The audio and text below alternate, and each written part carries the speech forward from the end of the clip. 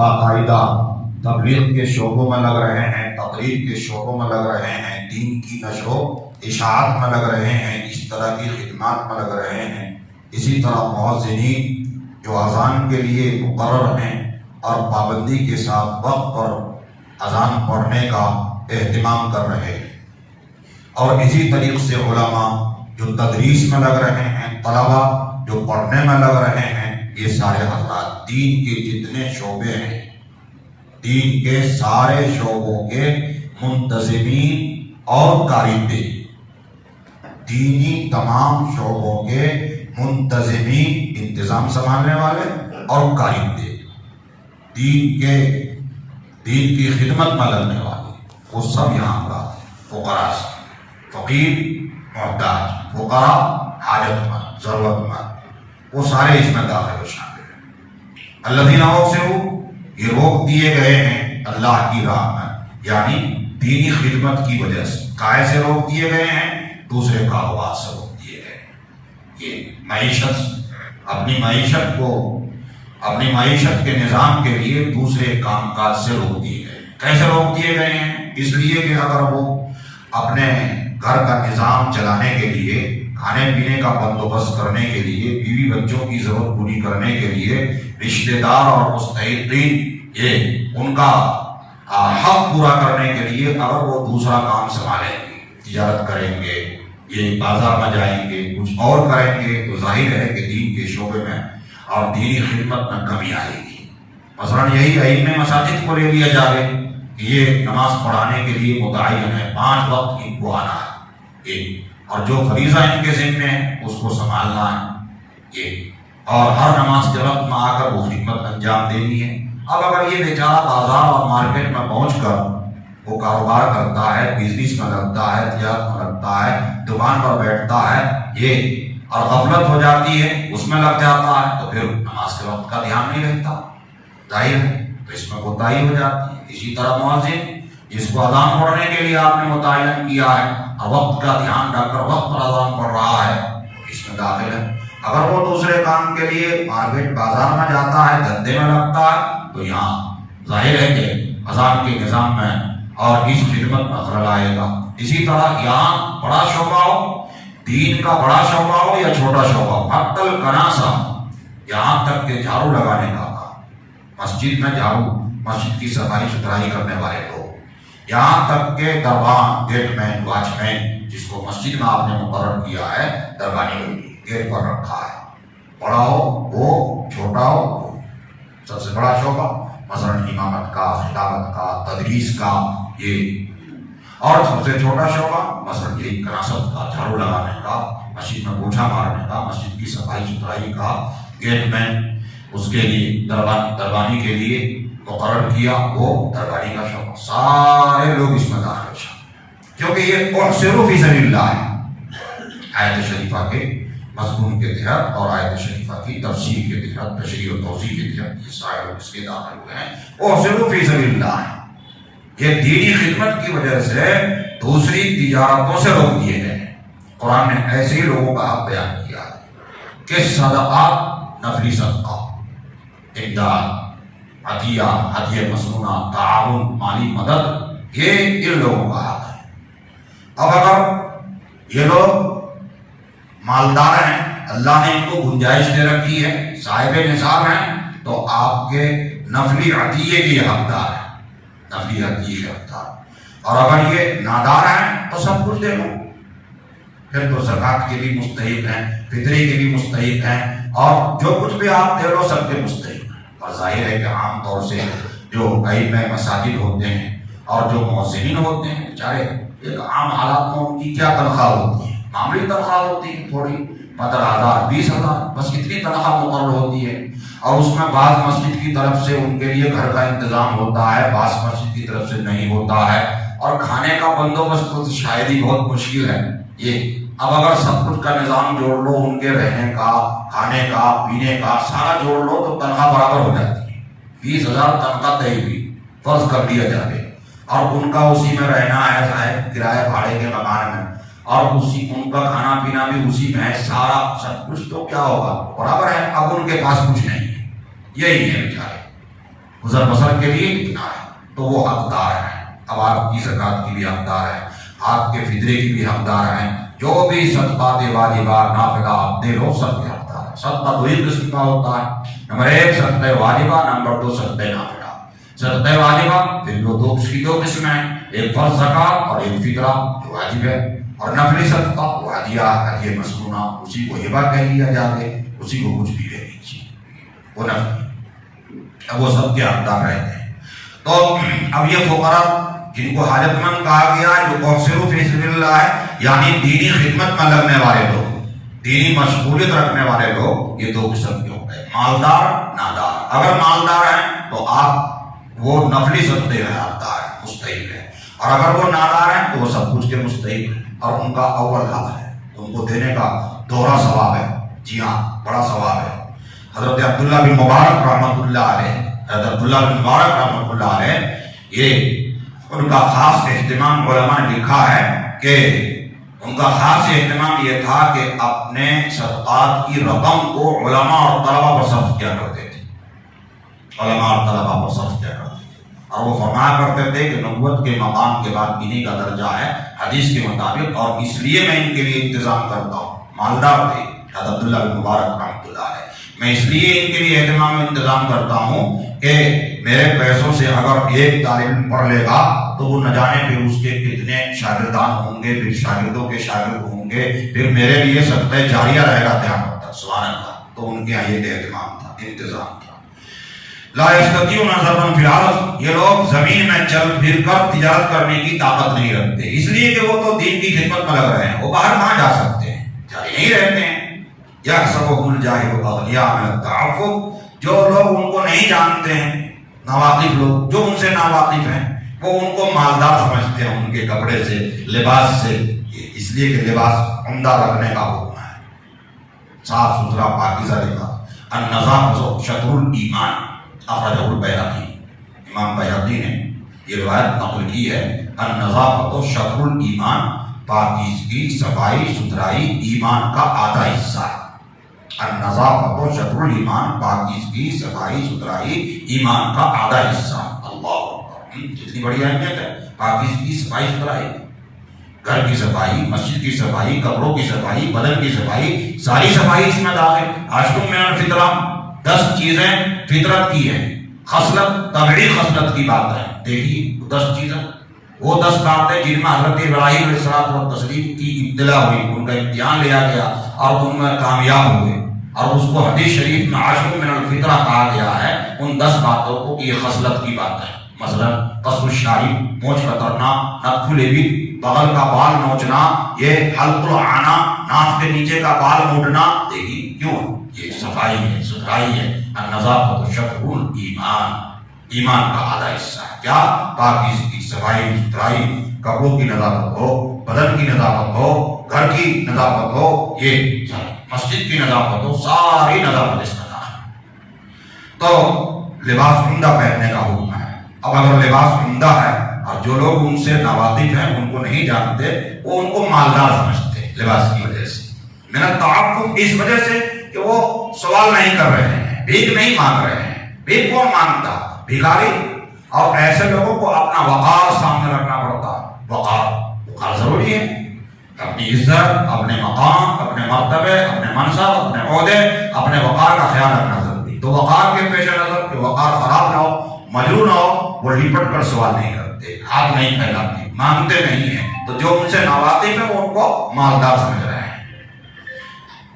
تعریفہم بسیماہم، اے محمد صلی اللہ علیہ وسلم آپ ان کو ان کی علامت سے پہچانتے ہیں۔ حضرات علماء نے یہاں پر ایک مسئلہ لکھا ہے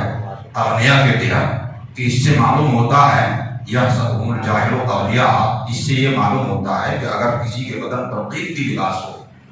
قیمتی لباس ہو، اور اس کے پاس پیسے نہیں، لیکن لباس قیمتی ہے، مسئلہ لکھا ہوا ہے لباس قیمتی ہے اور پیسے نہیں ہیں اس کے پاس، نصاب نہیں ہے یہ، تو وہ آدمی مستحق ہے، زکوٰۃ کا حقدار ہے۔ صرف لباس کے قیمتی ہو جانے سے اس کو غنی نہیں کہا جائے گا، لباس کے قیمتی ہونے سے غنی نہیں کہا جائے گا۔ غنی وہ ہے جس کے پاس نصاب ہو، اور نصاب کیا ہے؟ 612 گرام چاندی یا 87 گرام 480 ملی گرام سونا، یا اس کی قیمت، اس کے پاس اور اس کے سال اس پر گزر گیا ہو یہ اور اس کے قرض سے بھی فاضل ہو، بچ رہا ہو، گھریلو خرچ سے فاضل ہو، 612 گرام چاندی کے پیسے، 612 گرام چاندی کے پیسے سال بھر کھا پی کر بیوی بچوں پر خرچ کرنے کے بعد قرض سے فاضل اتنے پیسے کسی کے پاس بچے ہوئے ہوں، 612 گرام چاندی کے پیسے، 87 گرام 80 پر 60 گرام سونے اس کے پیسے بچ رہے ہو کسی کے پاس، اب ہے وہ صاحب نصاب، بشرطے کہ قرض سے فاضل ہو، گھریلو اخراجات سے فاضل ہو، سارے خرچوں سے فاضل، جس کو سیونگ اکاؤنٹ بولتے ہیں، بچت کھاتا، سیونگ اکاؤنٹ، یہ پیسے اس کے پاس اتنے موجود ہیں کہ ان پیسوں میں 612 گرام چاندی یہ آ سکتی ہے۔ اب وہ نصاب والا ہے، مالدار ہے، اس کو کہیں گے غنی۔ لباس کے قیمتی ہونے سے غنی نہیں ہے، غنی وہ ہے جس کے پاس نصاب ہے۔ اب اگر نصاب ہے تو وہ مستحق نہیں ہے زکات کا، فطرے کا، ہاں نفلی صدقہ اس کو لگ سکتا ہے، آپ دے سکتے ہیں، اور اگر نادار ہے تو سب کچھ ہے۔ اے محمد صلی اللہ علیہ وسلم، آپ ان کو ان کی نشانی سے پہچانتے ہیں۔ یہ یہاں پر ایک مسئلہ اور لکھا علماء نے کہ اس سے معلوم یہ ہو رہا ہے کہ علامت ظاہری سے، ظاہری نشانی سے حکم شرعی لگانا صحیح ہے، ظاہری علامت اور نشانی سے شرعی حکم لگانا صحیح ہے۔ مثلا کوئی میت بطور مثال کے مسلمانوں کے محلے میں پائی گئی ہے یہ، اور وہ انجان میت ہے، انجان لاش، اور ظاہری علامت کچھ نہیں ہے، اہل حنوت کی علامت یہ جو ہندوانی علامت ہوا کرتی ہے وہ کچھ نہیں ہے، تو ظاہر یہی ہے کہ وہ مسلمان ہے، لہٰذا اس کو نہلایا جائے گا، کفنایا جائے گا، دفنایا جائے گا، نماز جنازہ پڑھ کر پھر دفنایا جائے گا، نماز جنازہ پڑھ جائے گی، ساری بات۔ اب یہ نہیں ہے کہ اس کی کھود پورے میں ایسا لگائیں کہ مرد ہے تو مرد گویا جو سطح ہے اس کو کھول کر دیکھنے لگے کہ میاں اس کی ختنہ ہوئی نہیں ہوئی ہے، یہ ظاہر سی بات ہے، یہ تو حرام ہو جاتا، اس لیے کہ پردہ ہے، چاہے زندہ ہو یا مردہ ہو اس کا سطح دیکھنا حرام ہے۔ بس اتنی تحقیق ہو گئی کہ صاحب اس کے ہاتھ میں کوئی اور کہیں پر کوئی ایسی علامت نہیں ہے جو ہندوانی علامت ہوتی ہے، تو ظاہر یہی ہے کہ مسلمان ہے، مسلمان کے محلے میں آیا ہے، یہ الگ بات ہے کہ انجان ہے، اب اس پر سارے احکام وہ ہوں گے جو مسلمانوں کے، جو مسلم مسجد کے احکام ہوا ہے، اور ہندوانی رسم ہے، یہ کہیں طور کے ہندوانی کوئی علامت ہے وہ ہے، فرض کر لو زنار ہے، زنار یہ ہندوانی خاص علامت ہوتی ہے جس کو ہندو لوگ باندھ لیا کرتے ہیں، اور ظاہر ہے کہ وہی باندھتے ہیں، زنار اس نے باندھ رکھی ہے، یہ ایسی علامت ظاہری جس سے معلوم ہو رہا ہے کہ یہ غیر مسلم ہے، غیر قوم ہے، تو پھر وہ غیر قوم ہے، بات کرو، اب غیر قوم کے حوالے اس کو کر دیا جائے گا، اب مسلمانوں کے قبرستان میں دفنایا نہیں جائے گا، مسلمانوں کی طرح اس کا شرعی حکم نہیں ہوگا، نہ نہلایا جائے گا، نہ دفنایا جائے گا، نہ نماز پڑھی جائے گی جنازے کی، نہ دفنایا جائے گا، اگر ہندوانی علامت ہے تو۔ یہ امام بیضاوی نے ایک آیت شریفہ کی تفسیر کرتے ہوئے قاضی بیضاوی نے یہ مسئلہ لکھا ہے، وَشَدُّ الزُّنَّارِ كُفْرٌ، وَشَدُّ الزُّنَّارِ كُفْرٌ، یہ بیضاوی کی عبارت ہے کہ زنار کا باندھنا کفر ہے، یعنی یہ کافروں کی علامت ہے۔ مطلب اس کا یہ ہے کہ کافروں والی اگر علامت ہے تو علامت کے ذریعے فتویٰ وہی ہے کہ وہ کافر ہے، سمجھ میں آئی بات؟ یہ ہے لا يسأل الناس الحافا، یہ لوگ لوگوں سے اصرار کے ساتھ لپٹ کر سوال نہیں کرتے۔ یہ کون لوگ؟ وہ لوگ جو دینی شعبوں میں لگ رہے ہیں، باوقار۔ وما تنفقوا من خیر فإن اللہ به علیم، اور جو بھی مال تم خرچ کرو اللہ کو اس کی خبر ہے۔ الذین ينفقون اموالهم باللیل والنہار سرا وعلانیۃ فلہم اجرهم عند ربهم ولا خوف علیہم ولا هم یحزنون،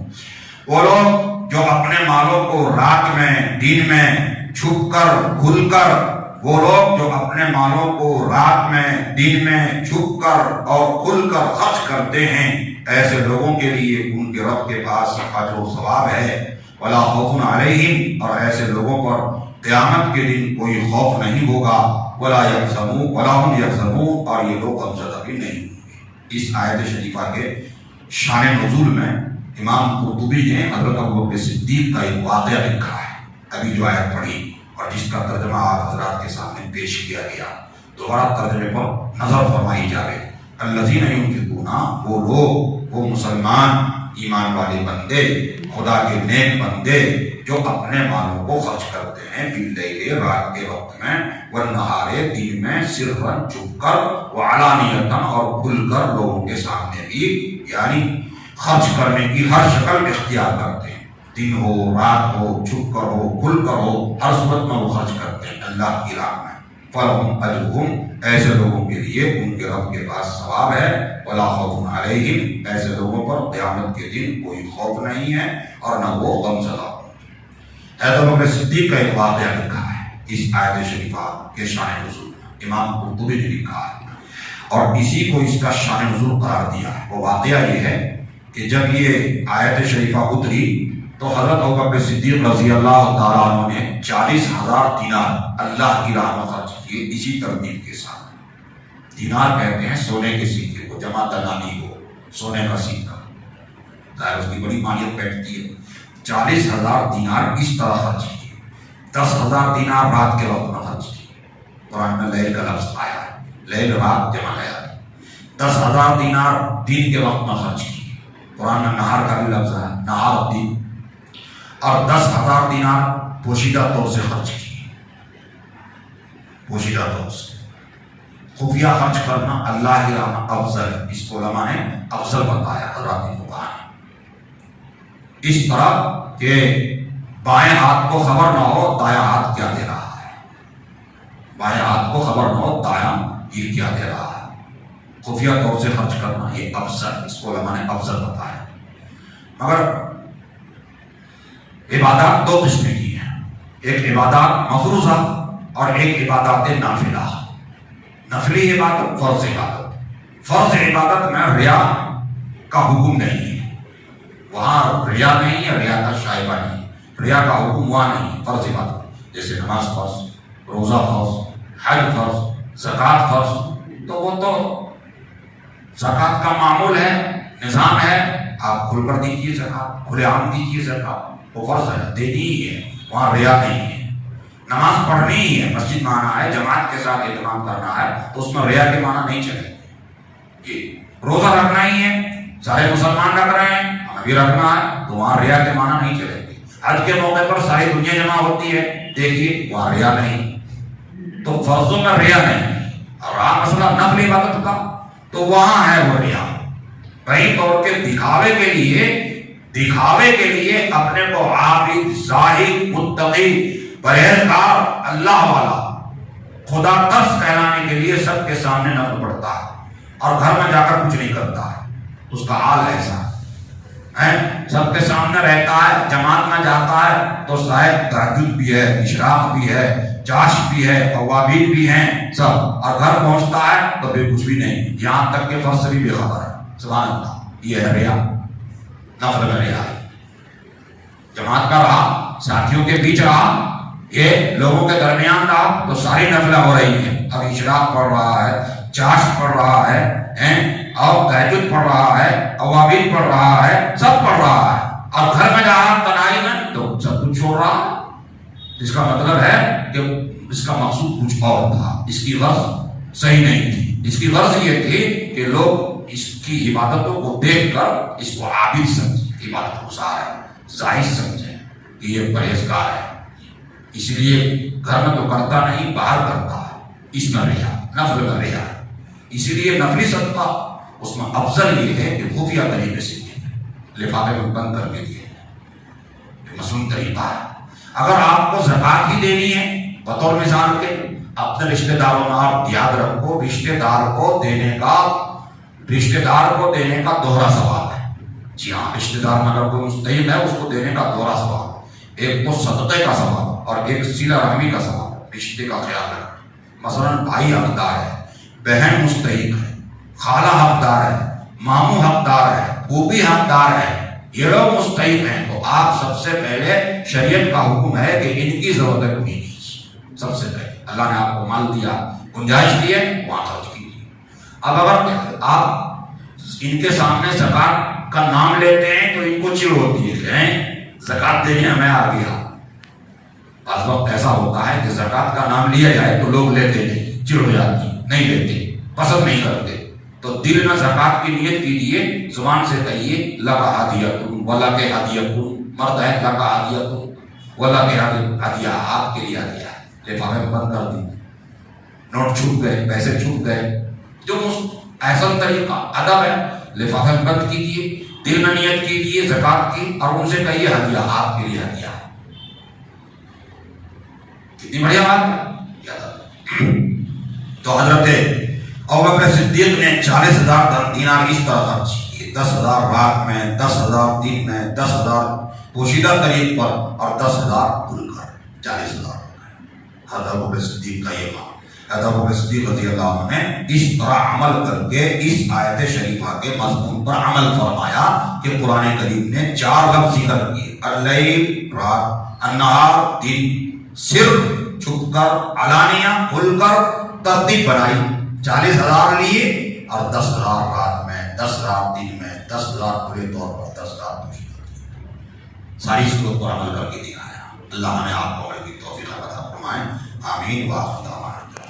اللهم صل على محمد۔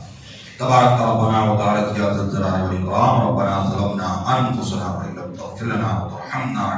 خاسرين، رب اغفر وارحم وأنت خير الراحمين، اللهم مالك الملك تؤتي الملك من تشاء وتنزع الملك من تشاء وتعز من تشاء وتذل من تشاء بيدك الخير إنك على كل شيء قدير، سبحان ربك رب العزة عما يصفون وسلام على المرسلين الحمد لله۔